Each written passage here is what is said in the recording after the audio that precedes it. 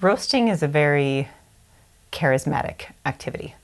When you think about watching a roaster sniff the coffee trier when they pull it out of the machine to see where it is in the roasting process, or when you imagine the sound of coffee beans in the cooling tray being raked around by those metal arms. When we're talking about roasting, the scale of the business matters a lot, because looking at all of the activities in the activity map, roasting, being closer to the middle, is one of those areas where there's comparative concentration.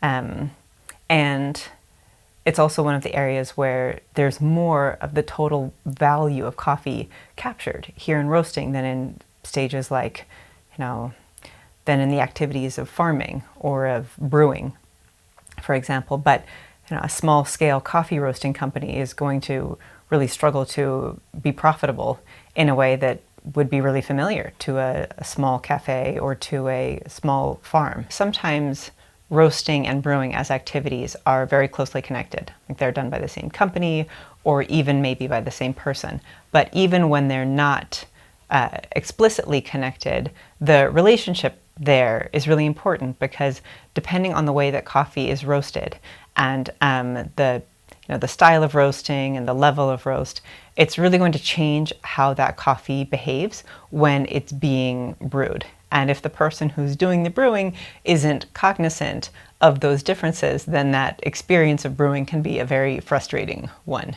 But most of the time when we're talking about brewing, we're talking about preparing a beverage, and that can be done by a professional, or it can be done by someone who's not a professional, say in their home. And that's one of the things that makes coffee brewing interesting, is that there's this mix of professional and non-professional that happens in this activity that's pretty unique.